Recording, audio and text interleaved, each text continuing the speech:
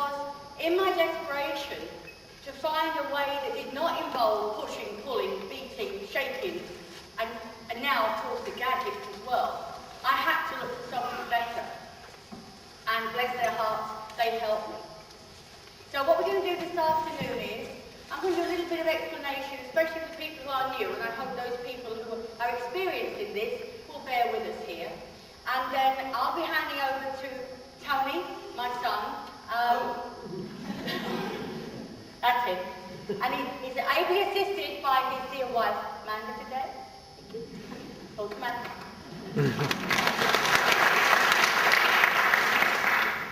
Tony's been a dog listener now for more years than he wants to remember, but thank you, dear. Thank you very much. Also this afternoon with us, we have the Essex dog listeners. Now this is a group of people, and we have one from Surrey as well, Sue, thank you. Our Essex dog listeners, they're all people that have trained with us. A number of people have asked me about how to train to become a dog listener, because don't be worried that there will be too many. I need as many dog listeners as there are McDonald's. Quite simply because there's so many dogs with so many problems, and there's also a lot of people out there prepared to take your good money and hurt your dogs. And so we've got to make sure that doesn't happen.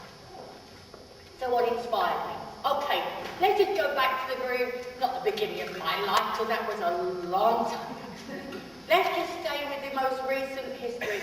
And that is that, you know, I've looked at dog training, and how many people have been to dog clubs, to obedience classes with their dogs? Yeah, quite a few people. Yeah. And it doesn't matter how many people have been to dog clubs where it's been kind of very gentle. They've been encouraging you and nice to you and your dog. Oh, that's good. Now that gives me a lot of hope, because, you know, what I'm used to is people saying, no, they haven't. How many people attended classes where they're downright brutal to you and your dog? Yeah. And don't you feel awful that you put yourself and the dog through it? But the problem here is you all love your dogs as much as you do your kids. And it's true. And because you love them so much, you need them to be socially acceptable. That's what it's all about. You want everybody else to think they're the greatest dog in the world. Well, I've got news for you. The best dogs in the world live in Scotland, Lincolnshire. Don't care what I say. But this is what we want. It's like when you have children. There's nothing worse than having somebody come up to you and say, oh, can't you control your dog? Oh, your dog's horrible. It wounds you. It's like a massive stab through the heart, isn't it? You know, you feel like it really hurts. And you don't want it. You don't want it. And people get so desperate to avoid that because it's painful. It is really painful. You want your dog to be a pleasure, and that's what a dog should be. It should be fun. It should be an active thing. Teach them young. I like it. I'm glad the baby's here. So what happens here is that people get desperate and they go to somebody who says, oh, do this, do that, push them, pull them, hurt them. And in desperation, people do it. And in the more recent years, I don't know how many people have actually come across it, but you actually have people who use shock collars. Collars that they put around the dog's neck. And they spray either water, that's bad, citronella, which is a chemical that stings like blazes. It's so bad if you would put citronella on your skin would blister. This is sprayed in their face in the aim to control the dog. And the ultimate shock collar is the electric shock collar.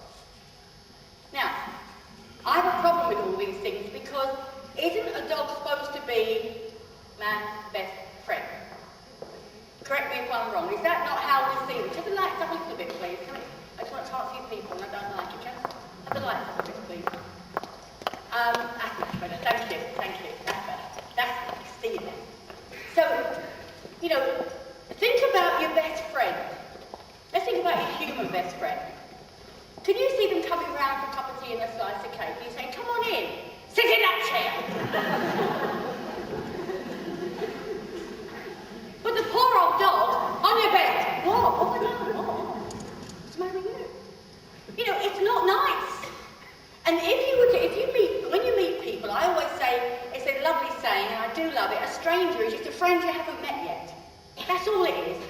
So, if you go about making a friend, are you going to start punching them and pulling them and shaking them or electrocuting them?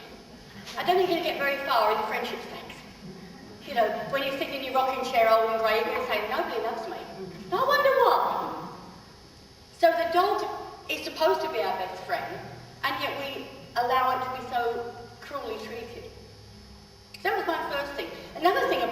obedience classes, you know, the heel come, sit, stay. I've done it, I've run them. So, you know, guilty. And the good thing about them is that I tried to make it as kind as I possibly could. You know, called it a check chain, not a choke chain. Made the noise rather than actually physically hurting them. But it was still much of the same. You will do my will because I say so. And that's what dog training has been for years. And even though other people try to water it down and play with it, they still have to control the dog. Well, I don't know about you, but if you enforce your will on another being, another intelligent being, you get one of three reactions only. Reaction number one is true. Reaction number one is, all right, anything for a quiet life.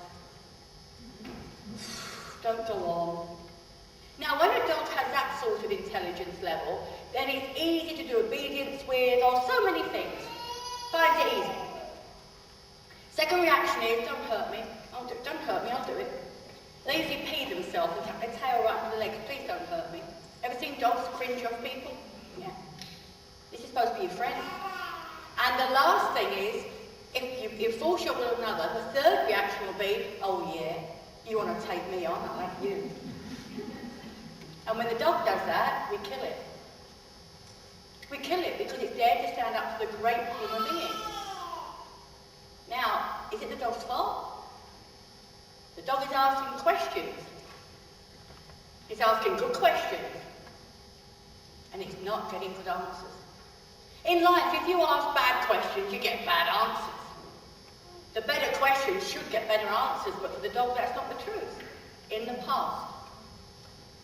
So, having done obedience, and the other thing about obedience classes is whether it's kind or rough or whatever, they all have one thing in common, and that is at the end of the night, it's like, right, we're off now, start, see you next week, yeah, I'll be here at 6 o'clock, yeah. And the dog's going, come on, deluded, come on. So that kind of doesn't work, does it?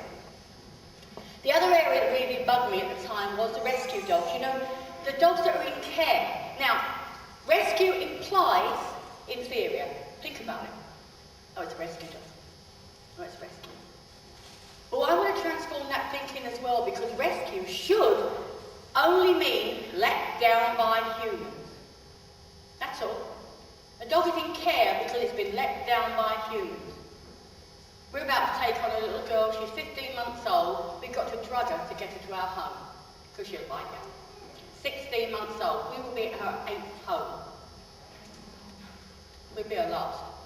But this is what happens. So I don't look at this dog, who we don't even know her name of for sure. So we'll come up with a nice one for her. She's a German Shepherd who's really been through one house to another. And we've got to physically knock her out to bring her home, because we don't get bitten either, and we don't want her to fail again. But it's not her fault. This dog, when I looked at her, she's got terrified eyes. We've got to change that. So rescue dogs, they go into a centre for whatever reason. The people who care for them. Now, when you go to a good rescue organisation, they're fantastic people. They do wonderful work. And they're caring for those dogs. They're going to try.